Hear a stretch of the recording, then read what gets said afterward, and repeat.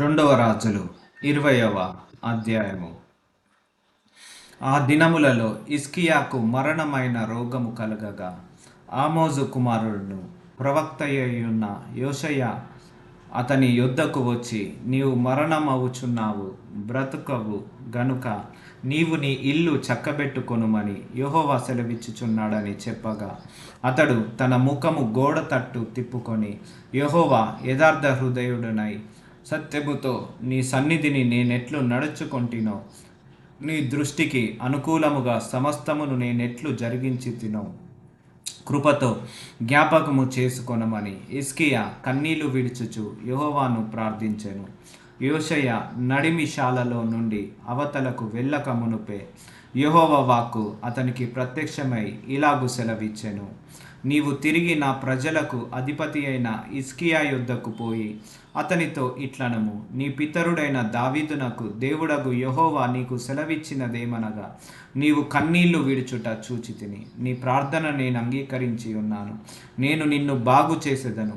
3వ దినమున నీవు యెహోవా మందిరమునకు ఎక్కిపోవుదువు. ఇక 15 సంవత్సరములు ఆయుష్యము నీకిచ్చేదను. మరియు నా నిమిత్తము, నా సేవకుడైన దావీదు నిమిత్తమును ఈ పట్టణమును నేను కాపాడుచు నిన్నును ఈ పట్టణమును అష్షూరు రాజు చేతిలో నుండి పడకుండా నేనును విడిపించెదను. పిమ్మట యోషయ అంజూరపు పండ్ల ముద్ద తెప్పించుడని చెప్పగా, వారు దాన్ని తెచ్చి కురుపు మీద వేసిన తరువాత అతడు బాగుపడెను. యెహోవా నన్ను స్వస్థపరచు నన్నుటకును నేను 3వ దినమున ఆయన మందిరమునకు ఎక్కిపోవుదునన్నటకును సూచన ఏదని హిజ్కియా యోషయను అడగగా, యోషయ ఇట్లనెను, తాను సెలవిచ్చిన మాట యెహోవా నెరవేర్చునటకు ఆయన దయచేసిన సూచన ఏదనగా, నీడ 10 మెట్లు ముందుకు నడిచెను గదా, అది 10 మెట్లు వెనుకకు నడిచిన ఎడల అవునా? అందుకు హిజ్కియా ఇట్లనెను, నీడ 10 మెట్లు ముందరికి నడుచుట అల్పము గాని నీడ 10 గడులు వెనుకకు నడుచుట చాలును. ప్రవక్తయగు యోషయ యెహోవాను ప్రార్థింపగా, ఆయన ఆహాజు గడియారపు పలక మీద 10 మెట్లు ముందరికి నడిచిన నీడ 10 మెట్లు వెనుకకు తిరిగిపోవునట్లు చేసెను.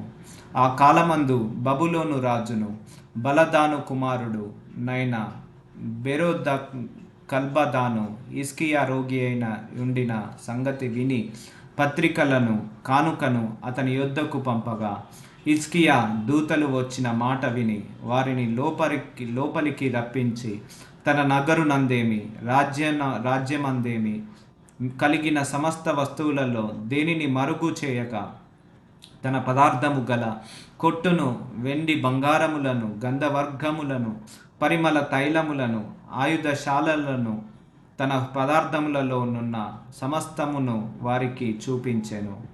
పిమ్మట ప్రవక్త అయిన యోషయ రాజైన హిజ్కియా యొద్దకు వచ్చి, ఆ మనుషులు ఏమనిరి, నీ యొద్దకు ఎక్కడ నుండి వచ్చితిరి అని అడగగా, హిజ్కియా, బబులోనును దూరదేశము నుండి వారు వచ్చి ఉన్నారని చెప్పెను.